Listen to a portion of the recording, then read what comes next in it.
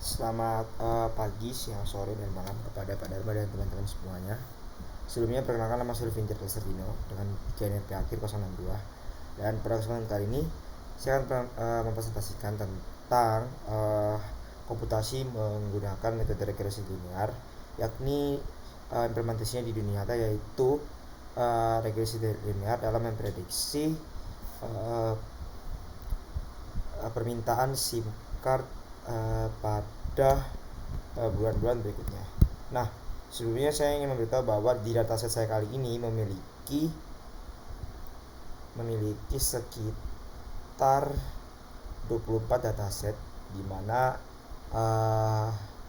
untuk X-nya sendiri itu merupakan bulan, dan untuk bulan sendiri itu terdiri dari bulan Januari sampai Desember, Januari 2020 sampai Februari 2021. Kemudian untuk sumbunya sendiri merupakan penjualan yang telah didapatkan selama 24 bulan tersebut. Nah, nantinya dari hasil atau data 124 itu, ketika kita bakal melakukan metode regresi linear, di mana output dari hal tersebut dapat menginterpretasikan grafik serta dapat pula memprediksi berapa penjualan di bulan berikutnya. Oke, langsung saja kita jump ke kodenya. Nah, di sini pertama-tama kita akan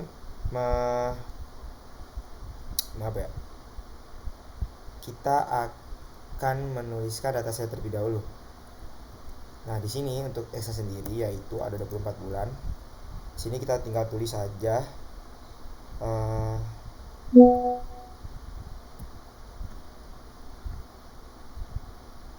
X1 24.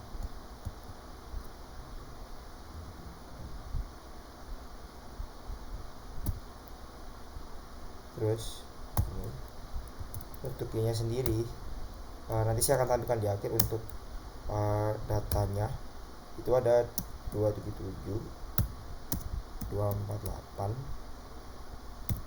279, 263, 239, 254, 283, 217, 213, 175,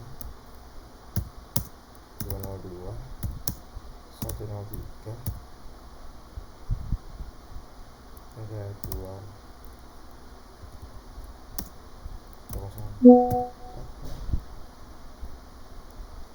ada 225, 97, 189.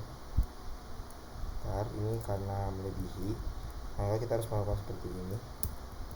Kalau tidak melebihi, kita ini kan.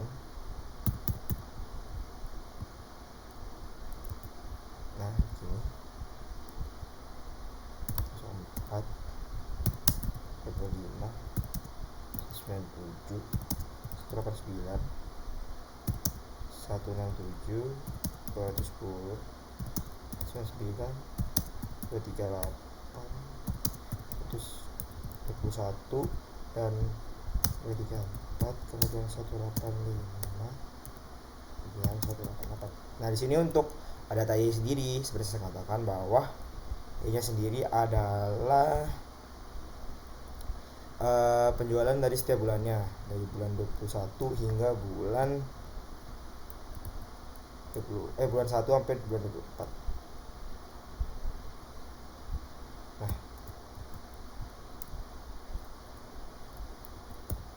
next kita bakal mulai untuk codingannya. Nah, di sini terlebih dahulu kita membuat figurnya. Kita namakan di sini figurnya figur 1. Nah, ntar biar rapi dilihatnya, kita jadikan saja figur 1. Terus untuk plotnya, plot x, y rs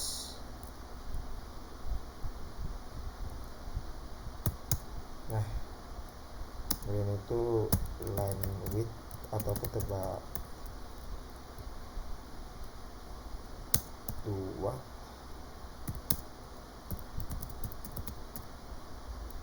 marker face color. Kemudian yang ketiga itu ada R.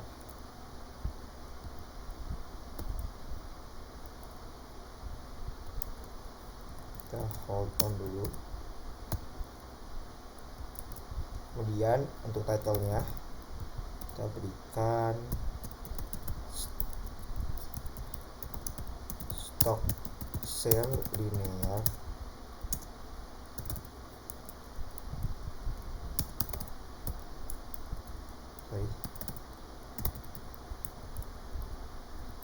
regression sama. Nah, di sini kita ngatur dulu untuk font size. Nah, 14. Nextnya untuk text label kita tuliskan no number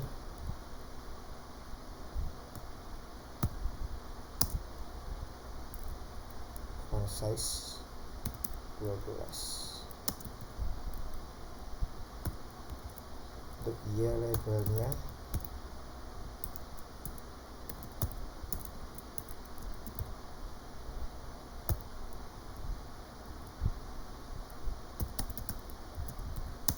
stock short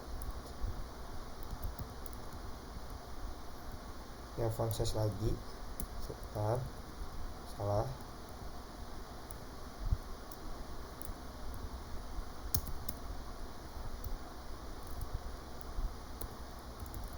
Gridnya kita nyalakan.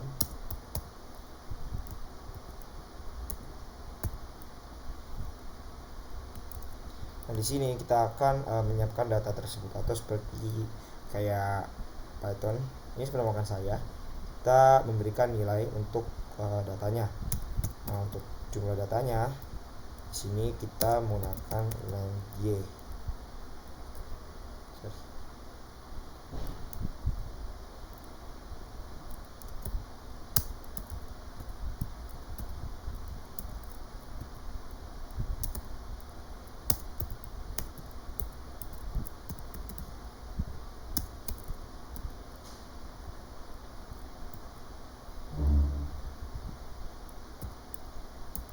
Nah, terus untuk nparnya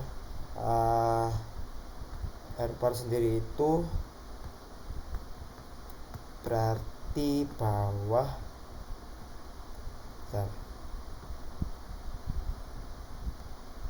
npar itu merupakan jumlah parameter model. Nah, di sini karena kita menggunakan regresi linear, maka parameter itu ada dua, yaitu ada yang untuk slope dan ada yang buat intercept. Nah, karena kita buat G karena zeros. Nah, G sendiri merupakan matriks desain.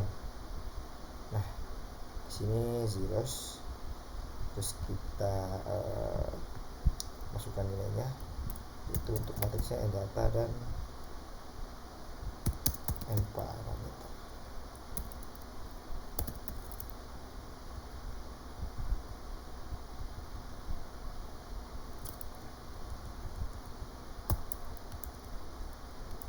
Nah, kita akan membuat desain dari matriks. Di sini kita akan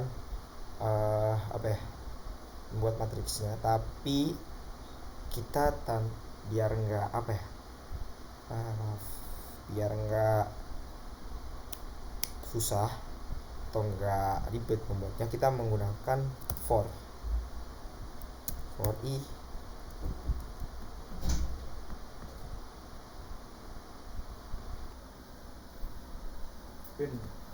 kita seperti yang saya katakan bahwa kita menggunakan for di sini. untuk memudahkan kita dalam membentuk matriksnya. Jadi kita gunakan for i dari 1 sampai n data, g-nya yaitu i, 1,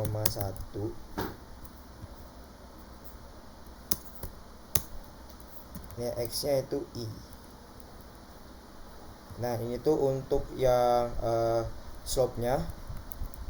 Berikutnya kita buat untuk yang intercept untuk parameter keduanya. Bisa dengan 2.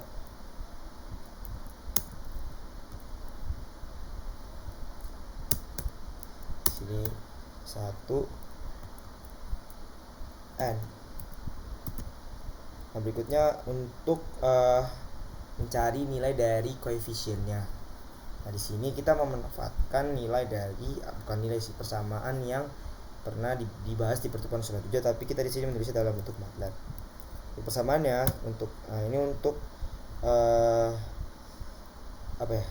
koefisiennya sendiri. Yang pertama kita misalkan koefisiennya sebagai m, inversion dari matriks G ini dikali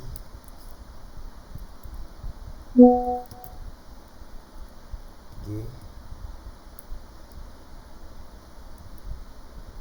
dikali dengan G lagi, G transpose, kemudian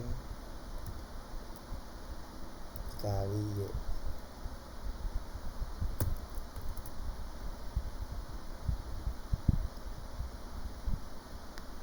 Nah selanjutnya untuk kita mengenerate untuk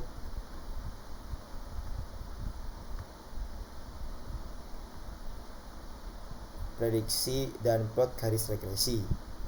Nah untuk yang rumus yang M sama inverse ini yang dituliskan di MATLAB, ini merupakan rumus yang sudah kita bahas minggu kemarin, dimana G petik di sini itu merupakan transpose dari matriks G. Kemudian untuk INV itu sendiri merupakan inverse dari perkalian matriks transpose G dengan G. Nah untuk outputnya sendiri itu akan menghasilkan yang pertama slope, coefficient x, dan yang kedua itu intercept atau konstantanya sendiri. Next, ya seperti yang saya katakan bahwa kita akan mengkalkulasi untuk prediksi dan plot garis regresi. Di sini kita misalkan namanya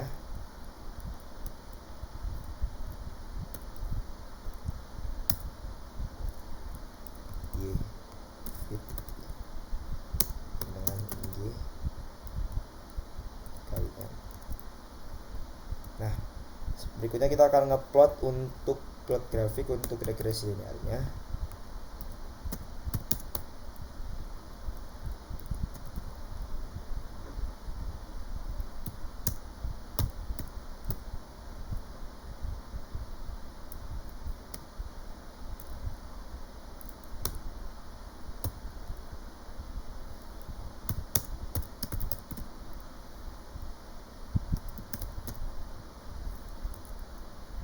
Bentuknya itu 2.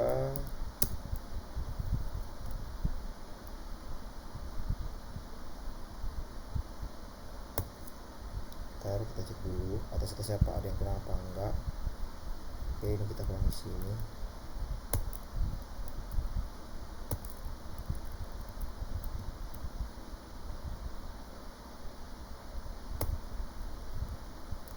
Legendnya kita ketikkan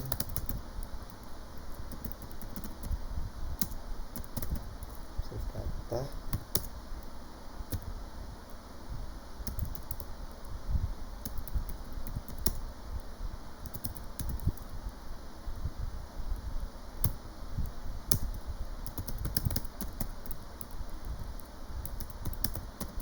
Location.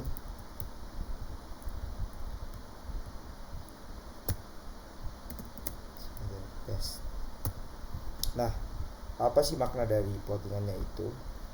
Jadi plottingan itu B yang strip itu untuk menghubungkan nilai prediksi, untuk legend sendiri menambahkan keterangan dari plotnya.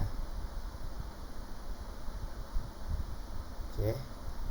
Next, karena di sini metode regresi linear yang yang agak kompleks, maka kita mencari nilai display dari R square-nya, atau dengan bahasa matematisnya kita mengevaluasi model tersebut.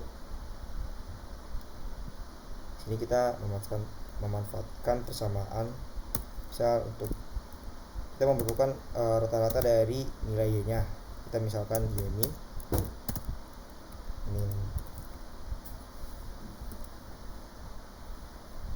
y,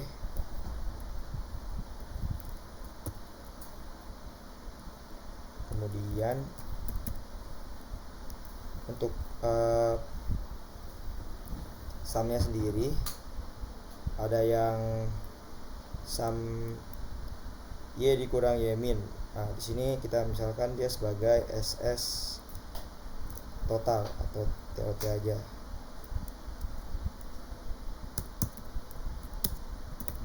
Sum dalam kurung y min y.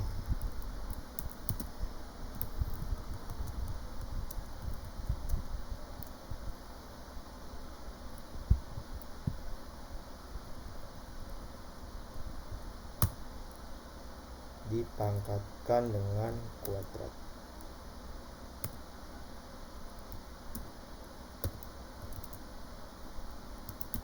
Yang SS yang untuk fitnya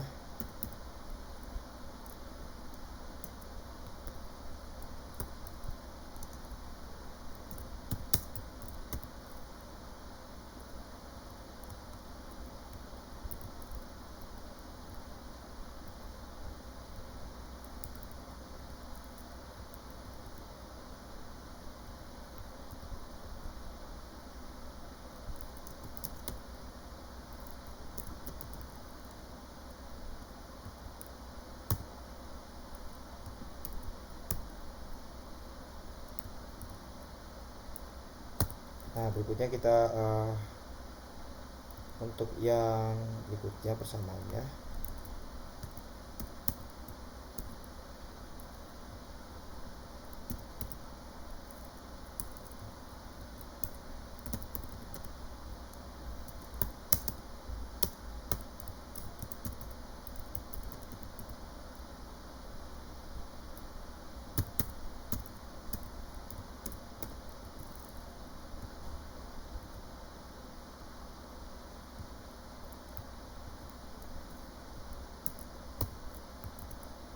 next kita akan print.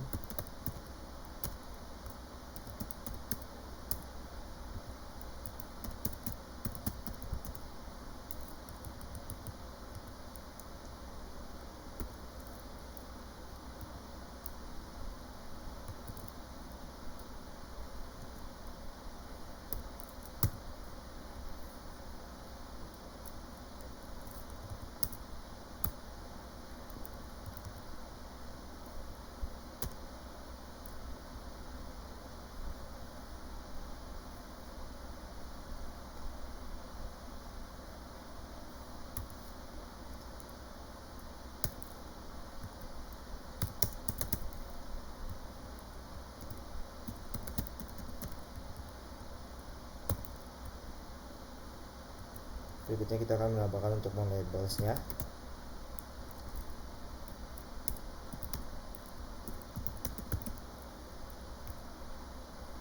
Sini kita percepat aja.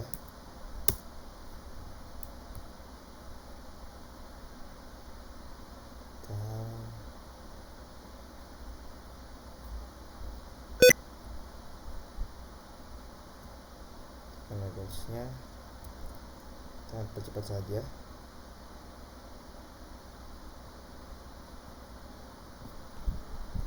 Nah, untuk plottingnya sendiri ini saya sudah selesaikan. Nah, untuk mempersingkat durasi dan ya ini dia untuk codingannya sudah selesai. Saya ingin menjelaskan mungkin untuk yang evaluasi model. Nah, di sini saya akan menjelaskan mengenai evaluasi model. Jadi untuk menilai kanal model, beberapa metrik berikut kita gunakan. Yang pertama itu untuk R-squared, digunakan untuk mengukur seberapa baik variabel independen X dan menjelaskan variasi dalam variabel dependen Y. Nah, untuk rumus sendiri itu sudah kita tuliskan di sini, yaitu yang untuk yang bawah. Nah, kemudian untuk contoh aplikasi sendiri, misal R kuadrat itu sama dengan 0,75.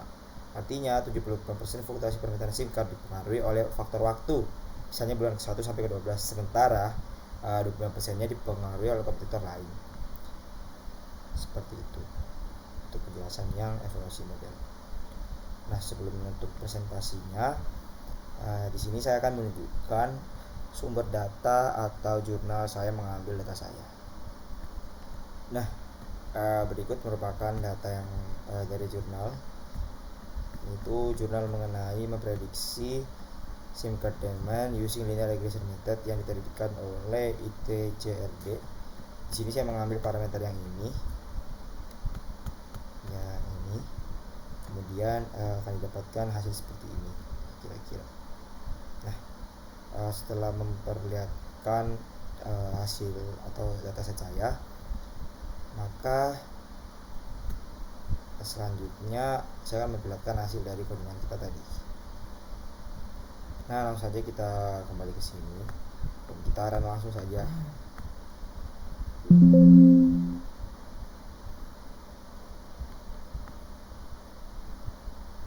Wait, di sini sepertinya ada error.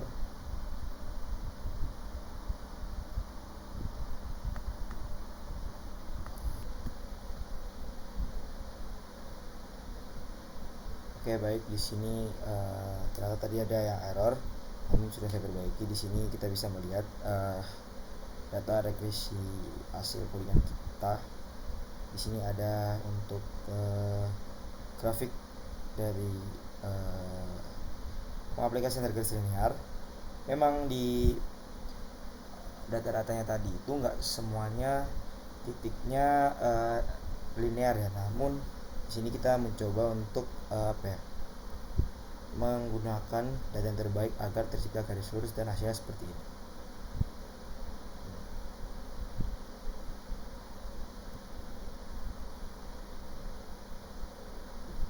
Oke, baik.